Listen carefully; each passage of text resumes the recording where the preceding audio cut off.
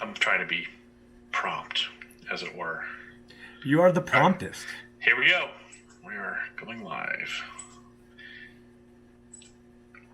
And welcome to the second edition of Express Training Bites. I can't remember what I called this thing, so I had to think about it for just a second. I am your sort of host, Bill Petrie, but I'm not the star of this particular broadcast. That would be my good friend, Roger Burnett, who I'd like to introduce real quick. Now, Roger, I've known a number of years. Roger is a terrific friend of mine and honestly has one of the biggest hearts of anybody I know. He's the founder and CEO and promise maker of Social Good Promotions. See, Roger, I do read your emails. Hey. And he is also the co-founder of Promo Cares. I sat on the board for about a year, and I tell you, they do great things over there. So without further ado, in the spirit of this, I'm going to shut my flapper and let Roger go, and he's going to talk about some strategies he's going to suggest you guys implement post-COVID-19 to really get your business jump-started. Roger, take it away. All right. I'm going to jump right to share because it's going to be what's really most people are going to be interested in seeing. And this presentation actually is part of a series that I'm giving this week every day at 2 o'clock. That is an hour-long session.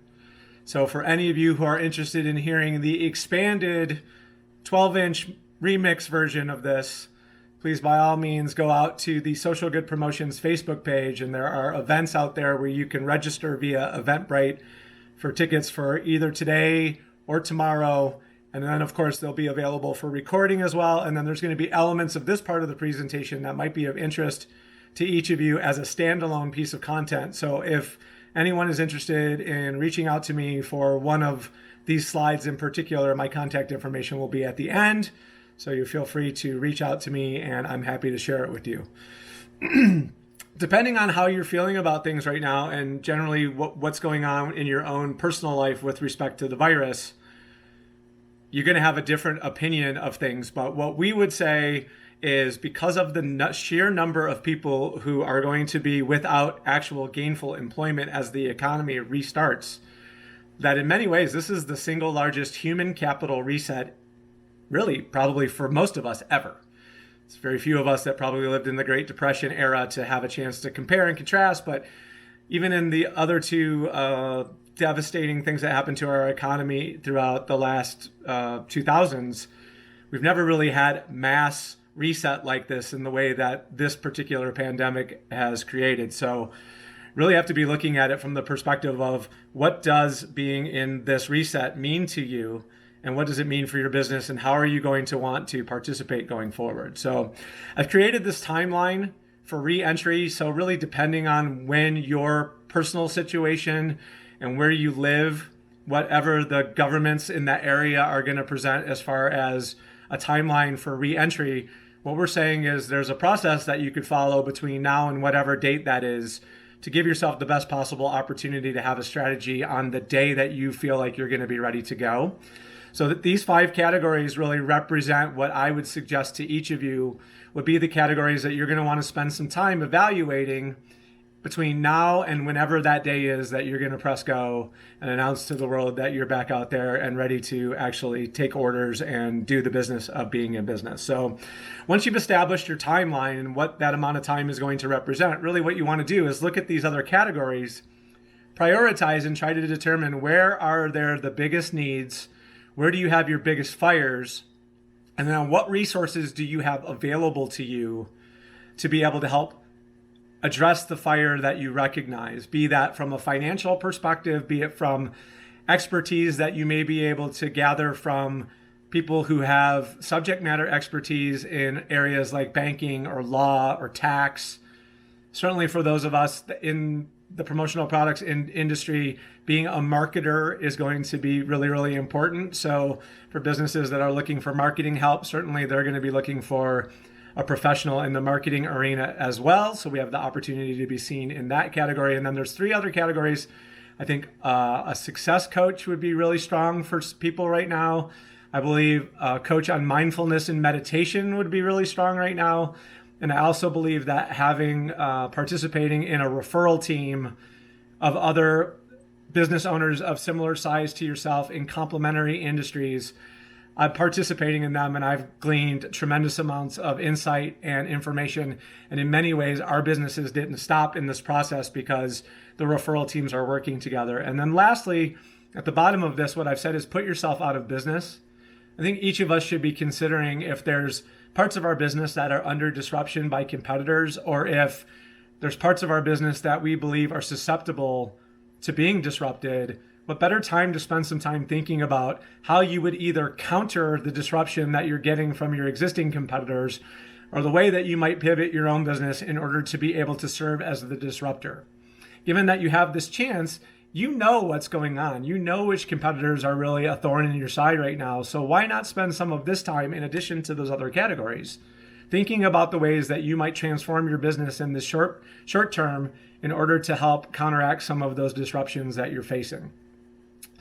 The fundamental, foundational part of this that we all need to focus on is trust.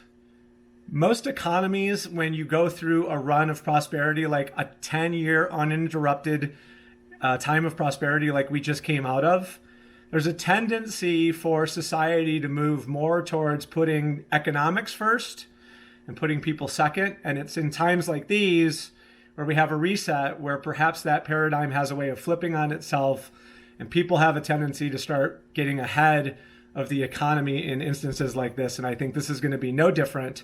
So your ability to be able to communicate who you are and what you do in a way that would be seen as enormously trustworthy is going to be vitally important as we all re-enter the economy. And for those of us who've been forced to have to try to go out and sell in this really difficult period to try to do so, if you're working with people and trying to sell to them when you don't have a trust-based relationship, it has a way of feeling icky to people.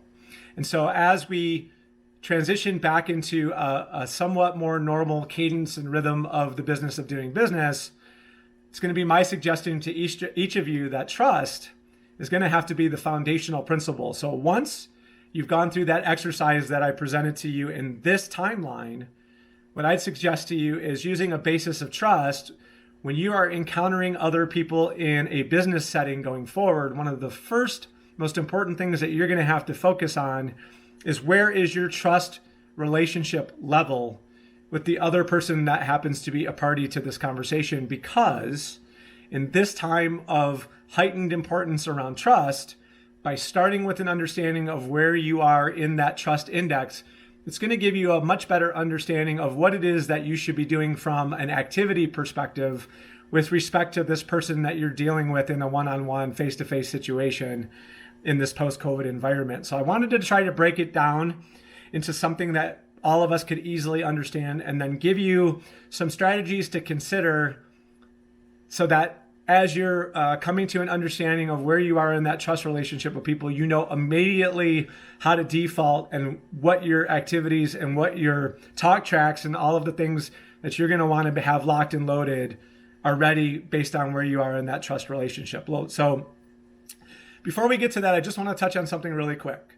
I think it's pretty much a universal belief that all of us share that says that people buy from people they know, like, and trust. I know both Bill and his good buddy Kirby Hasseman preach this pretty consistently, and I think it's really kind of difficult for any of us to argue it. We just kind of accept it as a universal truth.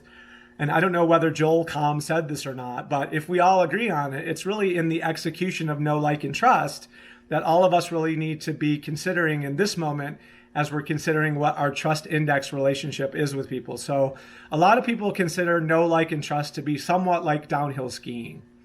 And what I mean by that is that it would take a certain amount of being able to be okay with taking the risk of strapping little wooden boards to your feet and then hurtling down a hill, passing gates that are difficult and challenging on a surface that maybe you've not ever really been on before, and trying to get down to the bottom of that hill without hurting yourself or embarrassing yourself, oftentimes would be the two reasons why people won't even bother to try. But if you get to the top of that hill and you're considering it, a lot of people would encourage you to say, like, just get started. Once you get going, it's going to be really easy and you'll get accustomed to the process, and going up and down that hill will become less of a challenge. And it suggests also that there's some momentum behind this, which means that once you get started, that you're going to be able to pass these gates like they are literally signposts on your way down the hill. And I don't believe that necessarily to be true. I believe that the know, like, trust journey has a little bit more to do with climbing to the top of a pyramid. And instead of overcoming your fear about falling down or hurting yourself or not being prepared to do something that's foreign to you, I believe the journey for know, like, and trust is actually more of a climb. And that it's not really necessarily overcoming your fear. More importantly, it's recognizing that this is going to be a time-consuming and difficult task that's going to take a lot of effort on your part and a willingness to be able to recognize that sometimes during that climb, the steps above you aren't going to be there, and it's going to require you to look in a different direction in order to be able to find a new path to the top.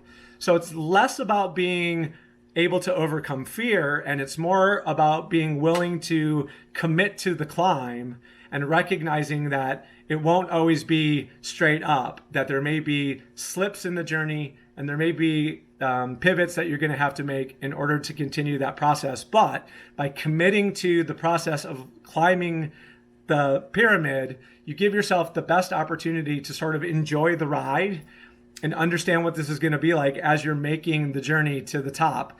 But once you get there, boy, won't the view be nice. Because for those of us who have been trying to sell in this time frame, if you're not at the top of that trust pyramid with people, you really do run the risk of creating a negative correlation for yourself in that person's mind, not only for right now, but for the future. So as you continue to try to prospect with those people who have then decided that they didn't like the way that you handled things during this unusual time, the likelihood of them changing their opinion about you is going to be relatively difficult because you will have stood out negatively to them in this time frame. And that's not necessarily the best place to be. So really, to me, it's a commitment to the climb and an understanding of the difficulty and how time consuming this could potentially be that really present the challenge for most people. Knowing that, of course, we want to marry that to this index of, as you're considering where you are in your interactions with people, what we would tell you is you really want to think about where your trust index lies in this particular infographic. So at the bottom of this, we have weak relationships. Negative ones we'll talk about at the end, but weak relationships are ones where people don't really know a lot about you. They don't have a good understanding of who you are or what it is you do. And so there's a strategy there. A neutral relationship is they kind of know who you are. They maybe even know your business name. They may have seen your logo a few times along the way, but they don't really have a good understanding of what it is you might be able to do for them. So you have to employ a strategy there. And once you've been able to do that and you've created more of a strong relationship with that person, now you really can start thinking about what it is that you might be able to do for them. Because in that process of going from a weak to a neutral to a strong relationship, you've been able to gather a lot of information and a lot of data about who these people are, what their business is, and what they're trying to accomplish, to arm you with the ability to then go back to your supplier base and really come up with things that you can bring to them that are going to bring value to whatever it is they're doing. And if you're able to do that consistently and repeatedly, really the holy grail and what you're rewarded with in many instances is this Ohana status. If you don't know what Ohana is, it's Hawaiian for family. The Hawaiians believe that just because you're a blood relative doesn't make you just family, that you can be intentional about the people that you choose to be a part of your family. And in a business setting, I would say in this last period of time, there were a lot of people dealing really only with their Ohana. So depending on where you are in your trust relationship with the person that you're dealing with, it gives you an understanding of what activities you should be performing in that moment to help move yourself up. And understand that a negative opinion is actually worse than a weak one. And you can go from any one of these stages to a negative opinion with just one slip up. And if you're not addressing what happens when you end up in a negative situation with whoever it is that you're dealing with, you're missing out on an opportunity there as well. So it's important for you to be considering what you do when you've created a negative trust relationship in addition to all of the other four. So, in each of these categories, there's really something that you could be doing that would be like a gym activity that you could devote time and attention to right now and understand where you may have gaps in any of these particular categories if you believe that what I'm saying is accurate from what you should be doing depending on what your trust relationship is at that particular moment.